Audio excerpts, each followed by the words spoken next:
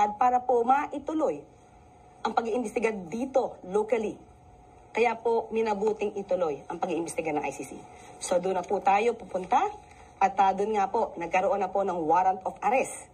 At sinasabi nga po rito that the chamber finds reasonable ground to believe that Mr. Duterte is individually responsible for the crime against humanity of murder of the statute as an indirect co-perpetrator within the meaning of Article 25(3)(a) of the statute committed during the relevant period.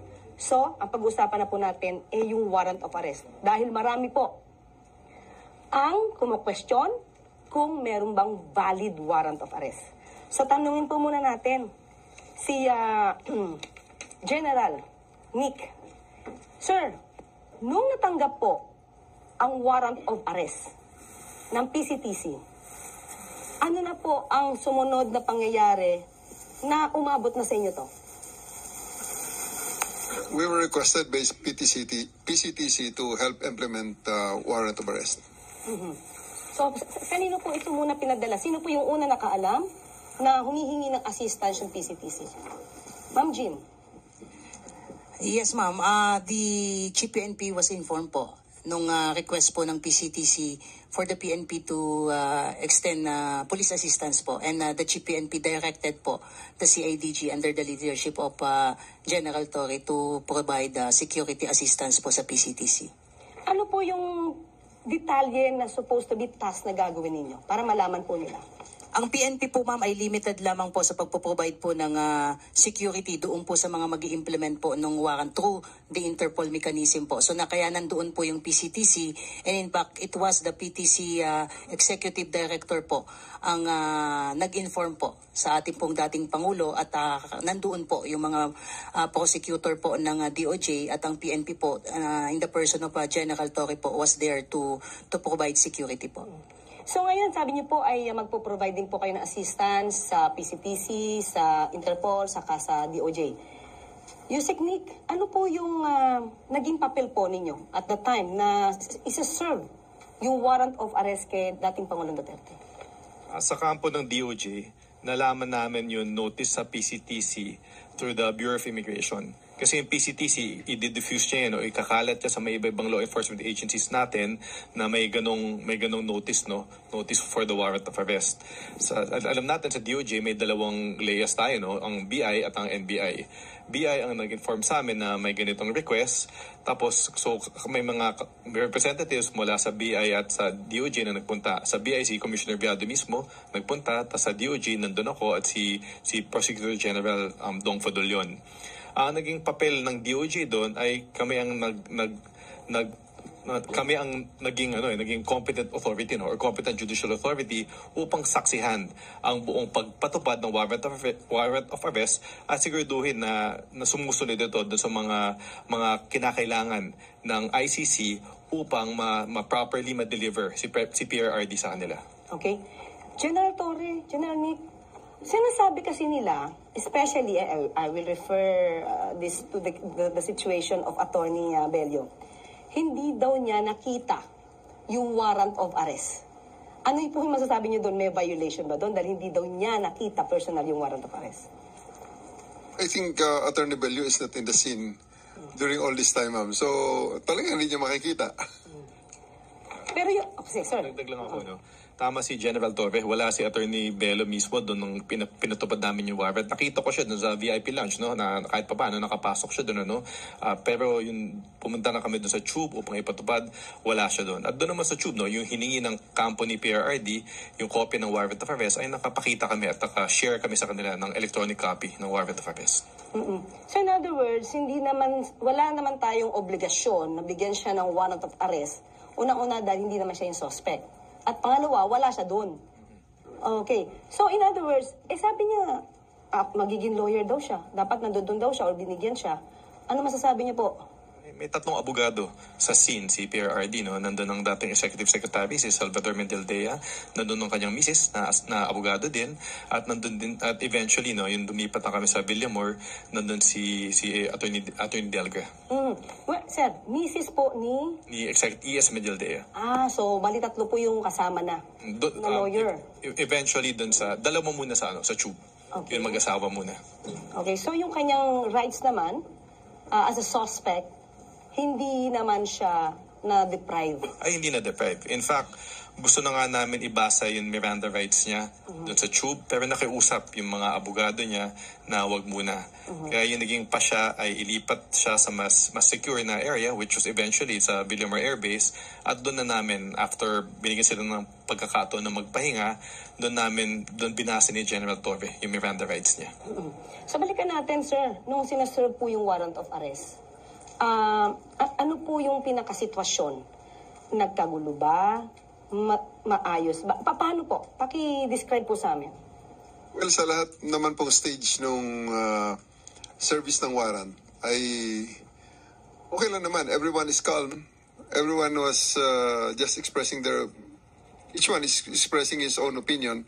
Pero at the end of the day, we insisted na sumama siya sa amin dahil siya ay inaaresto namin. At that time po ba, naka-wheelchair ang dating Pangulong Duterte or normal naman po siya maglakad? He was offered a wheelchair but he declined. So ang wheelchair niya ay ginamit ni ES Mendeldea. So physically, ang condition po ni dating Pangulong Duterte at that time ay mukhang maayos naman po. Maayos, ma'am, maayos. Until the end, hanggang sa ngayon, hanggang sa kagabi nang siya ay ni-receive ng ICC, he is fine. And actually bago bumaba sa plane, he made a video na andyan naman yan sa social media. He says that he is fine. Okay. Kay General G naman po, medyo inaano kayo Sinasabi, umiiwas daw kayo sa tanong ni Senator Bongo. Paano niyo po ba itong sasagutin? Ganito po kasi ma'am yung nangyari nun ma'am. Nung maisakay na po at lilipat na po sila sa Villamor, susunod po sina Chief PNP. I was supposed to board po yung sasakyan ni Chief PNP at paalis na po. Kaso nasakay yung pinto ng van, umandar na po yung sasakyan niya.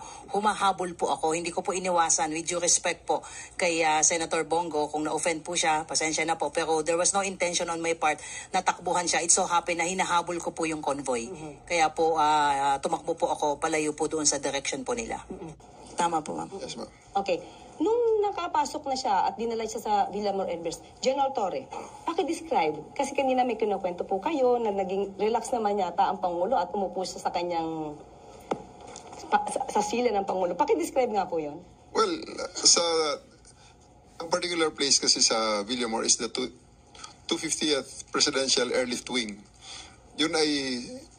Yun po ang lounge ng presidente ng Pilipinas. At doon din siya, nung siya ang presidente, doon siya naupo sa same seat na para sa ngayong presidente. Pinabigyan po namin, pati po ang kanyang mga kasamahan, they were there in the most comfortable lounge, and arguably sa kahit na anong airport natin sa buong Pilipinas. Ilan po ang nakasama sa loob po nitong lounge na to? Hindi na po namin nabilang sa ngayon. I'll give you the exact, hindi ko na po nakita ma'am sa buong accounting namin. Pero yung matatandaan niyo po, sino po yung nakasama ni dating Pangulong Duterte sa lounge? Nandun po aside from former PRRD, nandun po si Hanelet, yung anak niyang si Kitty, andun ang mag-asawang Mendeldea, andun si Attorney Delgra, andun ang tatlong retired generals, retired generals at ang kanilang mga spouses. Tapos may several people pa kasi puno ho ang lounge Napakarami po nila. Puno ho sila sa isang coaster. Nang dinala namin sila mula doon sa exit gate ng NAIA hanggang sa lounge ay nasa bus po sila ng PNP sa coaster po. Puno po. Ang nakwento nyo rin po kanina parang dapat na umalalay, tama po ba ako, mga kababaihan ng kapulisan natin. At from start to finish, not one of our people touched PRRD. I did not allow it. The only people who touched him are his bodyguards. Nandun ho si Romy, yung bodyguard niyang sundalo. May dalawa pang bodyguard na Ito talaga yung umaalalay sa kanya, si Romy. Plus ang isang personal nurse na isang pulis. Then may isa pang po sundalo na bodyguard na lalaki at isa pang pulis na bodyguard na lalaki. So yun lang po ang mga taong humahawak sa kanya diretso aside from his family and parts of his entourage. Wala po sa mga pulis at hindi po namin hinawakan kailanman si PRRD. Totoo po ba na yung mga nag-implement po nito, nagsuot po kayo ng body camera? Meron po tayong mga body camera, ma'am. Kompleto po tayo. More than enough body camera and also the alternative recording devices na record po namin. Pati yung mga cellphones. Pati rin po sila, may mga cellphones po. Wala po tayong deprived doon. So, doon po nasa panahon na siya po ay nasa Villamor Air Base, nandun po siya sa lounge. Paano naman po yung kanyang pagkain? Kasi parang nababalitaan natin, nag-deprive ng pagkain, kaya kailangan magdala ng pizza itong si Senator Bongo. Paki-describe nga po ang sitwasyon doon. Wala pong deprivation at any moment ng kanilang right to food and water. In fact, dinideliver pa nga namin and they're just the one declining na lang dahil sobra namang pagkain talaga sobra namang dami. At may delivery sila, may pa-deliver sila, may pabigay din kami. So, there's really no problem and hindi ito tama ang contention na dideprive namin ng food. So, nakapasok naman po yung isang box ng pizza na binabili ni Senator Bongo. Hindi ko na po nakita yung pizza na yun, pero napakarami talaga ng pagkain Kaya, part ng birthday ko na rin siguro celebration. Nagse-celebrate. But anyway, yung naging condition po ba ni dating Pangulong Duterte? Tumaas po ba yung sugar level niya? Bumaba? Anong meron? Or wala? Sa buong time po na nandun kami sa holding area, meron pong PNP doctor, dumating ang kanyang mga personal doctors, may mga nurses galing sa PNP, at dumating din ang chief ng hospital ng Villamor Air Base Hospital. So may doktor doon, dalawa, may isang galing sa kanila is sa Air Force, merong surgeon, may isang, ang pagkaalam ko is GP, at maraming mga nurses. So, medical personnel, pati ang kanyang personal doctor ay nakarating po. Okay. So, in other words, lahat ng medical needs na kailangan ni dating Pangulong Duterte ay accessible naman sa kanya. Ma-access niya agad. Makukuha niya agad kung kinakailangan. Opo. Kasi sinasabi, parang nag-oxygen na ba siya? May picture na pinakita na siya yung nakahiga. Ano po ba yung tubong nakalagay sa kanyang ilong? Kung inyo pong alam. Well, nung dumating ang time na sinabi niya na napapagod siya, gusto niya humiga, we provided him with kasi bedroom niya rin dati yun So, binigyan natin siya ng foam, bigyan natin siya ng kumot, at sinaraduhan natin, nilagyan natin ng mga blinders, yung area na pwede siya matulog. And he actually slept. He is asleep the whole time. Kaya nga nung hapon na, nung sinasabi kong matagal na masyado ang usapan niya ng mga abogado, mismo ang mga abogado nagsabi na, para kung may makapag-usap, tulog siya. That's already, pang-stretch na lang talaga. Another blockade para ma-justify na hindi siya maisakay sa aeroplano. Parang may delaying tactics. Delaying tactics na lang talaga yun, ma'am. Pero at the end of the day, there's no deprivation whatsoever of legal counsel, yung mga medicine niya, food niya, wala po yun. At naibigyan natin lahat ng yun. Ang medical needs niya actually, sobra-sobra pa. Pero di ba nire-request po na dapat madala daw sa ospital? At that time po, kailangan ba siya talagang dalhin sa ospital? Ang sagot ko po sa panahong yon, sinagot ko sa kanila regarding that matter, Sir, sa ospital, ikaw i-examine din lang ng mga doktor na ito. Ang mag-iiba lang is yung location. Pero ang gagawin sa iyo is exactly the same. Dahil andito naman lahat ng mga gamit. So, sinasabi nila kailangan na ng ECG? Full check-up, ECG. Pati ECG machine, ipinasok natin doon. Pinasok ang ECG. And kaya tinanong ko nga siya, Sir, ngayong araw na to, at this point, buong Pilipinas, ang dami ng hinuli ng mga nagkasala sa batas na aresto by virtue of a warrantless arrest at implementation ng search warrant. Tanong kita, Sir, ilan sa kanila ang dinala sa presidential lounge? At binigyan pa na, dinalhan pa ng booking kit sa kanyang kung saan siya ay very comfortable na nakaupo. Kayo lang po, sir, ang special treatment na ito. So don't stretch it. Kailangan natin na booking ka. Na until the end ay hindi siya pumayag. Sir, nakita natin. Nasa likod ko pa para mag-witness ng pagbasa ng rights niya yung ating Prosecutor General. Okay. So, at the time, nung umpisa, hindi ko alam kung hanggang saan po, General Torre, may natanggap ba kayong harassment, physical na panghaharas sa inyo, or verbal? May natanggap po ba kayo at the time? Physical po ay itinulok ako ni Hanelet. Tinabig niya ako at malakas ang pagkatabig niya nung nagkasalubong kami sa hallway. Nasa video naman, minura ako ng kanyang anak.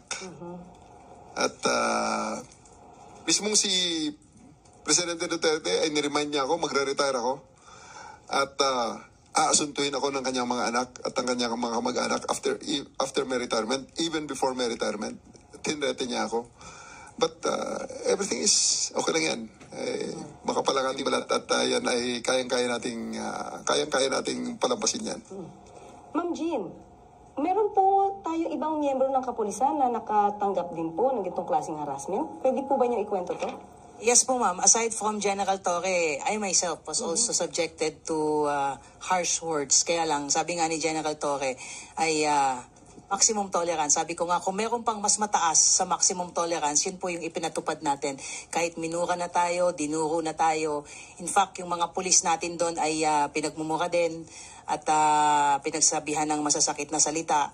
At si Miss Hanelet po ma'am ay pinukpok pa po sa ulo yung isang pulis natin na nagsustain po ito ng napakalaking bukol po sa kanyang noo po at dinala po sa ospital. Pero in spite of that ma'am, wala pa rin pong nag-harm sa kanila, wala pong nanakit sa mga pulis natin at hinayaan po na ganun yung mga panililita po nila at action po nila sa atin. Kaltori na it has to stop. Kailangan na po nating kompletuhin po yung proseso. Kaya ang ginawa po ng mga pulis po natin, itinabi po si Miss Hanelet at saka yung anak po niya para makuha na po natin si dating Pangulo po at madala po sa bus po. Pero nakikita po natin doon sa video, parang moving forward. Itong si Kitty, yung anak, saan siya papunta nun? Parang pumipilit siyang pumunta paabante. Saan po siya papunta niya? Gusto po nilang bumalik ma'am doon po sa area kung saan po yung ating dating Pangulo po. So yung mga kapulisan po natin, parang hinaharangan Opo, nila opo, kinire-restrain po sila, nilalayo po sila at hinaharangan para hindi na po sila bumalik po doon sa area kung saan po nandoon po yung ating dating Pangulo po. Kasi maganda po maipaliwanag yung sitwasyon na yan. Kasi po baka magkaroon ng ibang kwento at sabihin na nahahara sila. Yung pala sila po yung moving forward, going forward para po puntahan muli ang dating Pangulo. Yes po ma'am, yes po. Okay. So, after that, nung okay naman po yung sitwasyon ni dating Pangulo Duterte, physically, okay naman po yung kanyang kondisyon, paano niyo po siya naisakay sa aircraft? Well, ang tingin ko, ang turning point talaga doon is nung time na talagang humaharang si E.S. Medialdea at binigyan ko siya ng warning na talaga, sir, tapos na ito. Kanina pa ang usapan, kaya sumakay ka na muna sa aeroplano, kayo sa aeroplano. At saka na natin pag-usapan ng iba pa, sa husgado na. So, nag-isip si E.S. Medialdea, dared me to arrest him. And I did. So, binasahan ko siya ng kanyang karapatan. Ninaras ko siya for PD 1829. So, at pinusasan ko siya. Kaya nang hinila ko na siya palabas, palayo, na nakaposas, siguro nakita ni PRRD na seryoso ako. At hindi tayo patatalo. At we do believe na talagang the majesty of the law has to reign supreme. Dapat masunod ang batas. Pero sir, nakita ko po sa video, parang binabasahan niyo ba siya? O sinasabihan niyo siya rin na kanyang rights? Winarningan ko muna si E.S. Medialdea, sir, pag hindi ka pa umalis dyan, hindi matatapos ito. Dahil dyan, aarestuhin na kita ng obstruction of justice under PD 1829. And he dared me. So, I read him his rights. And I asked him to, if he understood his rights, And when he said na-affirm niya, naintindihan niya, sir, you're under arrest for PD 1820 na, halika na sir. So, pinusasan ko at inalis. Nung makita ni PRRD yun, kasi bumalik ulit ako na inilagay ko sa bus, dala ko ulit ang posas. Sabi ko, sir, ito, kasunod, susundin ko sana si Attorney Del Cray, pero umalis naman na sila at sumama na si PRRD. So in other words, sir, sabi nga po ni Ma'am Jean, maximum tolerance yung ginawa nyo. So ilang oras po ba at nagtagal po talaga yung pagsampa sa kanya, pagdala sa eroplano po ni dating Pangulong Duterte? 12 hours, ma'am. 12 hours. Ganon din kayo katyaga. Ganon din katyaga ang miyembro ng kapulisan. Sabi ni General Fardo nga, ma'am, more than the maximum of the maximum tolerance.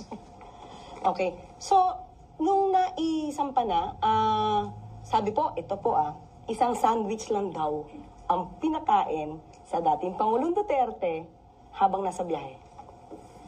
Palagay ko, ma'am, babawiin na nila yan. Nung pagmaalala nila na marami palang cellphone video doon. Kasi sa totoo pati sa aeroplano, may video na kumakain talaga si former PRRD ng full meal. Full meal talaga. Babawiin nila yan, ma'am. So in other words, yung mga ganitong klase mga naratibo, para maging negatibo lang ang pagpapa-implement ng warrant of arrest, saka yung the whole operation? Wala na akong makitang ibang rason, ma'am, para ilabas nila yan. Pero at the end of the day, it will be their word against our cellphone videos.